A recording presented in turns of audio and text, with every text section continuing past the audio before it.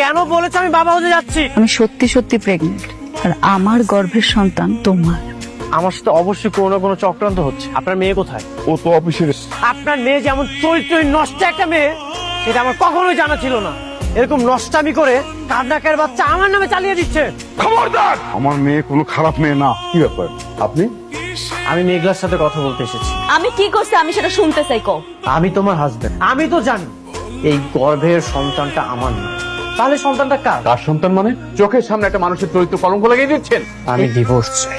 ওইলা তো তুমি অনেক আগেই গেছিল, এখন শুধু বাহানা খুঁজতাস। কিন্তু আমার কাছ থেকে মুক্তি নেওয়ার জন্য তুমি যে আমার এত বড় একটা অপবাদ দিবা, সেটা আমি মাইনা নিতে পারলাম না। হয়তো ডিভোর্স চাইতেছে, ঠিক আছে, পরে আমি মুক্তি দিয়া দিব। ডিভোর্সের সিদ্ধান্ত ভেবেচিন্তে নিতে হয়, কারণ একবার ডিভোর্স হয়ে গেলে সবকিছুই শেষ। আমি সব ভাইবা চিন্তায় সিদ্ধান্ত নিচ্ছি। সে তো আরেকজনের বিয়ে করে দিব্যি সংসার করতেছে, কার আশা আমি অপেক্ষা করবো? ওমা, তোর পেটের সন্তানের কথা একবার চিন্তা কর। ওই দুনিয়াতে আসার আগেই ওর বাপের তুই তালাক দিয়ে দিবি। আপনি প্রেগনেন্ট, এ কথা তো আগে বলেননি। প্রেগনেন্ট অবস্থায় ডিভোর্স হয় না। বৃষ্টি, তোমার পথের কাটা দূর হচ্ছে। কিসের কাটা?